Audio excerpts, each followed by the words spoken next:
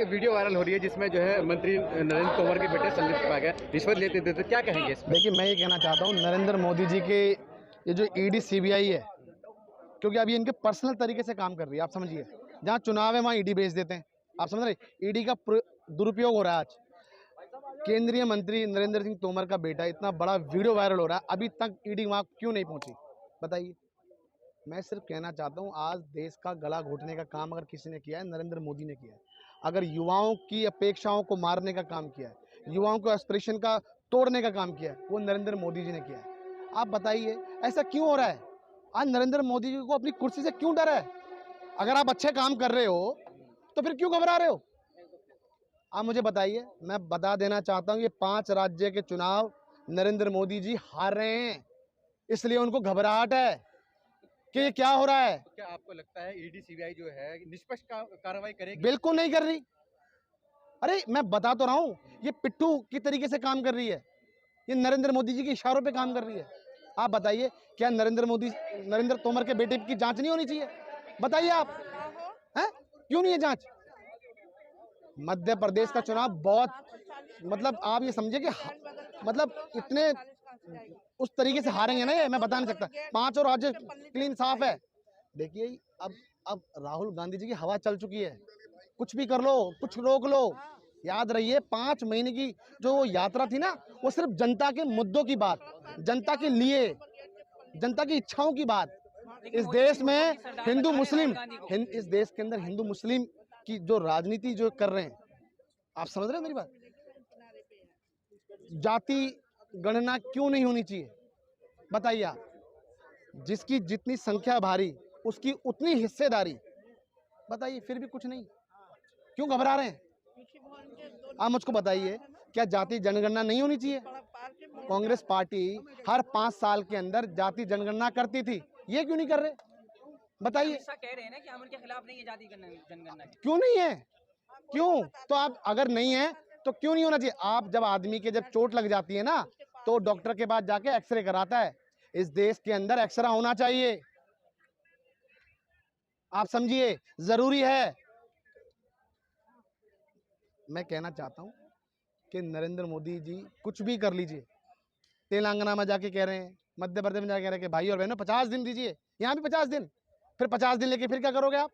फिर 5 साल जनता दे देगी आपको, फिर 5 साल जनता दे देगी आपको। सिर्फ जनता को उलझाने का काम कर रहे हो आप बताइए। मध्य प्रदेश में कह रहे हैं हम भी गैस का सिलेंडर 500 रुपये का कर रहे हैं। सोचिए, चुनाव में आप 500 रुपये कर रहे हो, जहां जहां आप जीते हो वहां 500 रुपये क्यों नहीं कर रहे आप? बताइए आप। कांग्रेस पार्टी तो 500 रुपये का ऑलरेडी सिलेंडर दे रही है और यहाँ भी देगी, किसानों को कर्जा माफ करेगी। आप बताइए ना, ये क्यों नहीं कर रहे?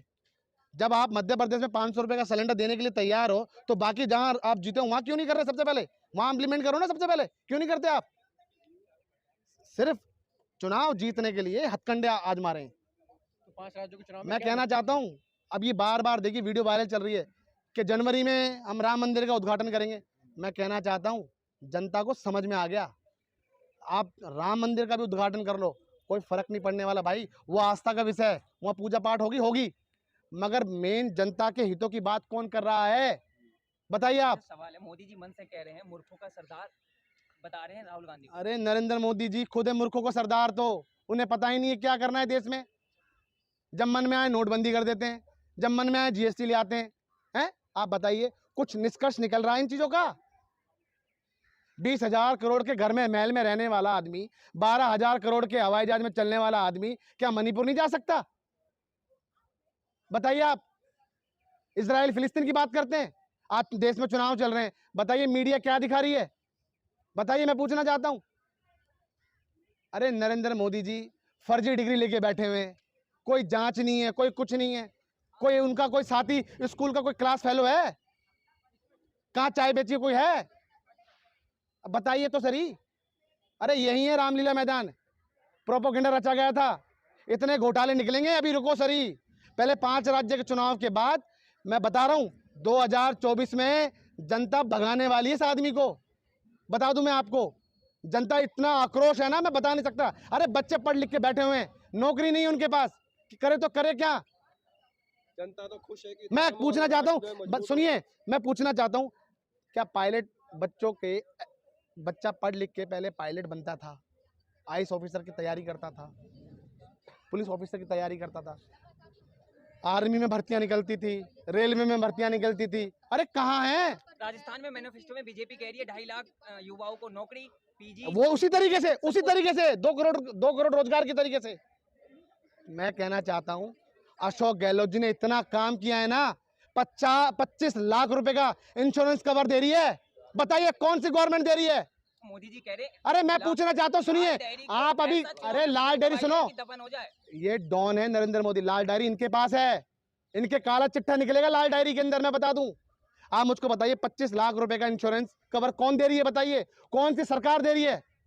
अशोक गहलोत जी दे रहे हैं, देख लीजिए राजस्थान में। अरे क्या आपको लगता है आप अशोक गहलोत जी की बराबरी कर सकते हैं? 500 रुपए का सिलेंडर कब से दे रही है कांग्रेस पार्टी, पता है आपको? और ये आप कह रहे हैं हम भी 500 रुपए का सिलेंडर देंगे। अरे भाई, अब आप 500 रुपए का सिलेंडर दे रहे हो तो पिछले 9 साल क्यों नहीं दिया आपने? ये जनता पूछना चाहती है। 400 रुपए का सिलेंडर हाथ में दिया था कांग्रेस पार्टी ने इनको, उसको बढ़ा के कितना करा इन्होंने? 1200 रुपए, फिर 200 रुपए कम कर दिया। कह रहे वो गारंटी क्या दे जिसके पास खुद की गारंटी नहीं है? नरेंद्र मोदी जी की और अमित शाह की कोई गारंटी नहीं है। इनके गारंटी कार्ड फेल हो चुके हैं, इनकी वैलिडिटियां फेल हो चुकी हैं, इनकी वारंटी भी फेल हो चुकी है। जनता ने 50 दिन दिए थे, इन्होंने मांगे थे, जनता ने प्यार से 10 साल दे दिए, 10 साल में फेल हो चुके हैं ये। लेकिन मोदी जी कह रहे हैं कि कांग्रेस ने 70 सालों से सिर्फ तबाही मचा रखी थी। 70 सालों से? अरे मैं पूछना चाहता हूँ, जो इन्होंने किया है 50 सालों के अंदर, आपको पता है किस समय दिया था?